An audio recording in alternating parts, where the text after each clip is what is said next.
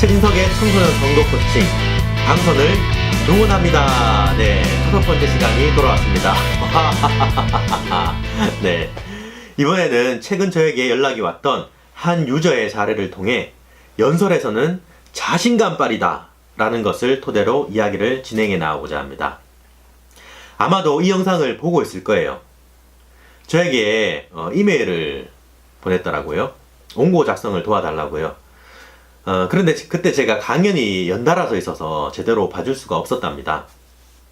그래서 원고를 한번 써서 보내라고 제가 답장을 줬는데, 이 친구가 원고를 써서 보내긴 보냈는데 원고는 그냥 평범한 편이었어요. 하지만 저는 그 친구의 자신감을 봤습니다. 저에게 원고를 보내고 난 뒤에 그 친구는 다시 이런 질문을 합니다. 큰절을 하고자 하는데 시작 전에 할까요? 끝나고 할까요? 네. 이것만 봐도 이 학생은 어떤 학생인지 감이 옵니다. 보통은 부모님이 시켜서 억지로 나가는 경우가 많은데 벌써 이 친구는 자신감이 충만한 거예요. 저는 원고에 전혀 손을 대지 않았어요. 그대로 좋으니까 지금처럼 자신감을 가지고 밀어붙이라고만 이야기했습니다. 그리고 큰절은 연설하기 전에 하는 게 좋다고만 이야기했습니다. 왜 전에 하는 게 좋냐면 등장하고 15초 안에 어떠한 이목을 끌만한 행동을 해서 주의를 사로잡으면 나머지는 쉽게 풀려나갑니다. 개그 코너에서도 가장 웃긴 대사는 가장 먼저 넣습니다. 처음에 웃기고 나면 뒤에는 웃길 것이라고 기대하기 때문이지요. 마찬가지로 연설에서도 등장하고 15초 안에 어떠한 흡입력 있는 유머나 특별한 내용이나 행동이 있다면 나머지도 흥미로울 것이라는 기대감에 끝까지 집중을 하게 되는 경우가 발생합니다. 그래서 큰절은 앞에 하라고 했던 거예요. 이 친구는 당선이 되었고 다시 저에게 당선 수락 연설문을 도와달래요. 그래서 부분적으로 도와주고 난 뒤 또다시 묻습니다. 어떻게 하면 후배들과 친하게 지낼 수 있습니까? 라고요. 네, 이렇게 질문하고 적극적으로 다가서는 이 친구의 모습만 봐도 연설 때 어떻게 했을지 눈에 선합니다. 그렇다고 해서 부모님이 시켜서 억지로 나간 것이 잘못되었다, 그런 것은 절대 아닙니다. 부모님의 그러한 노력이 나중에 분명 빛을 발할 거예요. 저도 어렸을 때 그렇게 컸으니까요. 먼저 후배들과 어떻게 친하게 지낼 수 있는지에 대한 답변부터 간단하게 하고 가면 학생회장에 당선되었기 때문에 많은 학생들이 친하게 지내고 싶어 할 거예요. 후배들 역시 학생회장 선배하고 안다고 하면 좋으니까요. 요즘도 있는지 잘 모르겠는데 학생회장이 입던 옷은 졸업할 때 후배들이 막 서로 가지고 가려고 경쟁하기도 했었어요. 저도 중학교 때 저희 어머니께서 학생회장 선배가 입었던 옷을 받아오셨고요. 제가 졸업할 때에도 제 옷을 후배가 가지고 왔어요. 이 전혀 쓸데없는 짓을. 그런 게 중요한 게 아니죠. 아무쪼록 그만큼 지기가 가져다주는 사람을 끄는 힘은 있다는 거예요. 그런데 후배들은 긴장하게 되지요.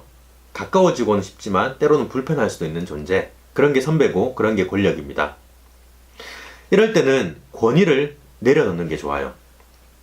후배가 먼저 인사하길 기다리는 것보다 내가 먼저 다가서서 인사해주고 나와 상대방의 이익이 서로 충돌할 때, 그때 내가 조금 손해보는 길을 택한다면 후배와 가까워질 수 있습니다.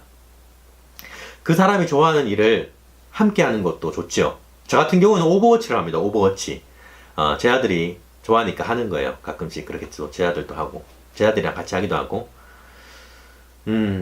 그래서 이 친구를 보면 당선되고 끝이 아니라 이렇게 후배들과 가까워지고 싶고 이런 마음이 발동하는 것 자체만으로도 학생회장으로서 충분히 훌륭한 임기를 마칠 수 있을 것이라고 저는 생각합니다. 다시 본론으로 돌아가서 아무리 원고가 또 좋아도 그것을 자신감 없이 읽어버리면 무용지물이 되어버릴 수 있습니다. 화려한 기술을 가지고도 그렇게 화려한 기술 갖고 이렇게 말하지 않더라도 자신감 있고 당당하게 밀고는 나가야 돼요. 이게 왜 중요하냐면 말하는 사람이 자신의 공약과 어떠한 학교를 만들겠다라고 주장하는데 의기소침해하면 듣는 사람은 분별심이 일어나거나 신뢰감이 떨어진다고 느낄 수 있습니다.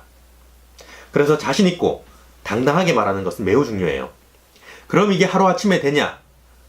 원고는 하루아침에 돼요. 그런데 스피치는 쉽지 않습니다.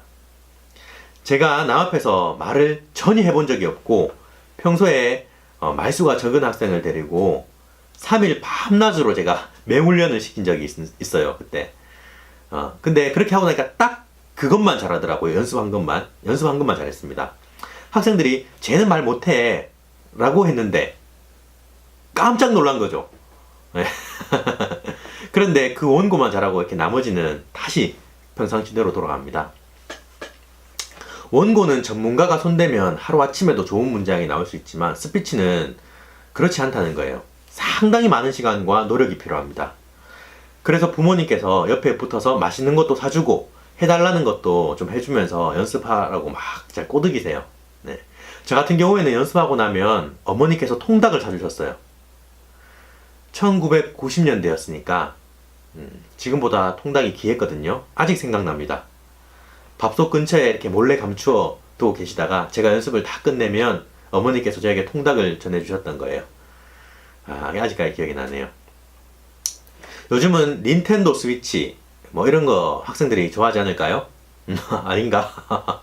최신 휴대폰이나 뭐 컴퓨터를 바꿔준다거나 이렇게 말해놓고 또 한편으로는 또 무거운 마음도 듭니다. 그런 것을 사줄 형편이 안 되는 사람들도 있을 테니까요. 뭐 그런 거 없어도 또 어머니께서 애정을 가지고 자녀를 위해서 그렇게 노력하셨다는 것 자체만으로도 훗날 잊지 못할 큰 자산으로 남을 겁니다. 저도 선거에 드는 사교육을 최대한 길어드리기 위해 유튜브를 통해 최대한 꺼내놓겠습니다. 감사합니다. 다음 영상에 또 뵙겠습니다.